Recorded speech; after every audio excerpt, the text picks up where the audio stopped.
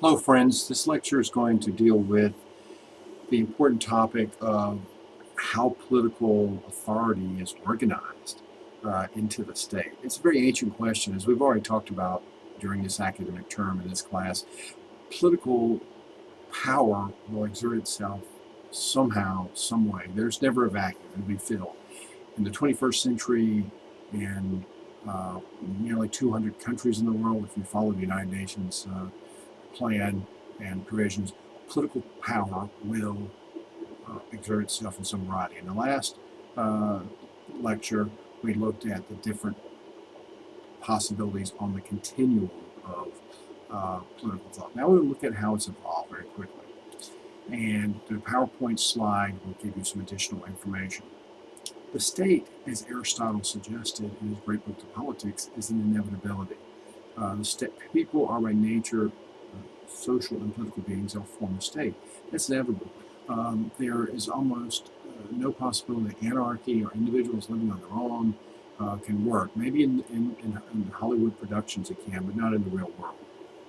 There will always be a state of some variety and some manifestation, some kind of governmental control, exertion of governmental power. And what has happened over time is that the role of the state has increased, matured, and become, in general, much more intrusive into the life of the citizen, which is another very significant issue. The first great move was from the sort of early association of people in the clans and the tribes.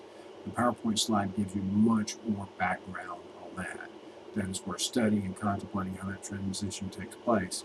In general, that moves into what we call the early state in the ancient world, and even very early on. And you have the roles of various leaders in that state evolving. For example, you have the role of an executive, someone who will actually carry out or be responsible for executing the actions or leading the actions of those involved in the state. You have a legislative function where groups of people, maybe everyone in the community or the state, come together to make decisions.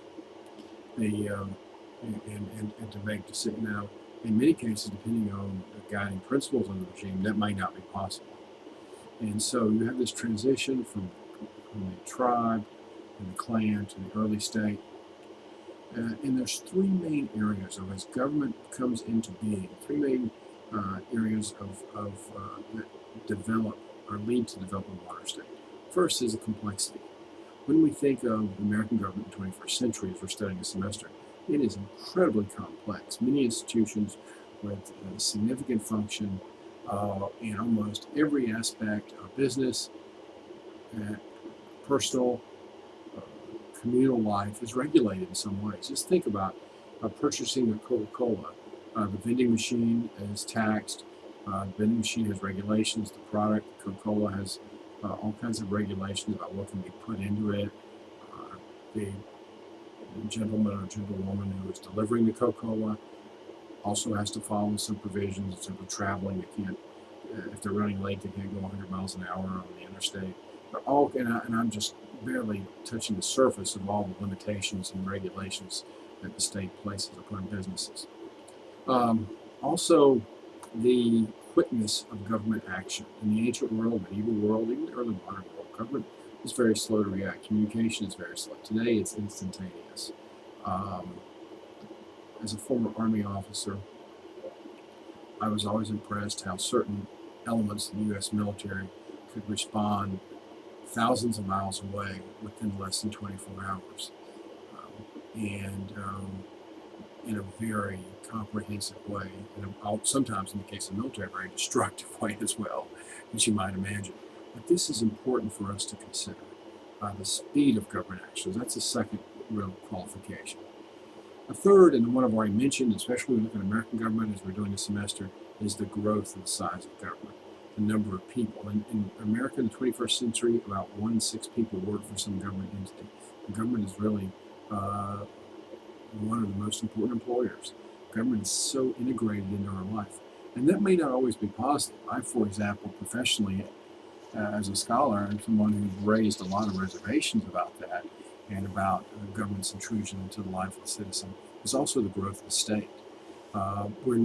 Government does not play as substantial a role as let's say it does in Germany or France or some of our allies in Western Europe or in totally totalitarian states like North Korea or Cuba. But still, it's very, very, very important for you to realize that the growth of government has increased dramatically. There's also some aspects as the state develops, and we can think of American politics as well.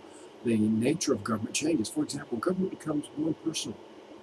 Uh, most American citizens will never meet President Bush or Obama or some future president.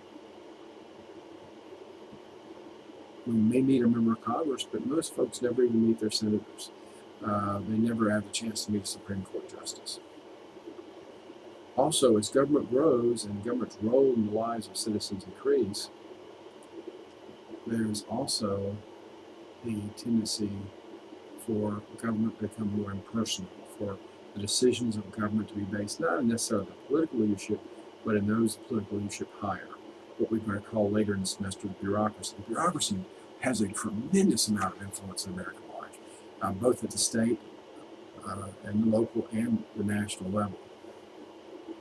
Also, unlike in even early American political life, there's a big difference between those who rule and those who are ruled.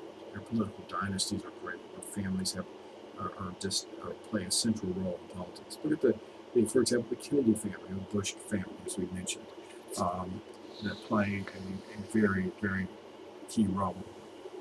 Even someone like Mitt Romney, his father was also George Romney was a very prominent politician. So it becomes a sort of separation that was not as common in the early republic. But these are some issues for you to consider in terms of how the modern state comes into being. It's changed. And the change is not always for the good. And we're going to look at some of those aspects of that change this semester. Thank you.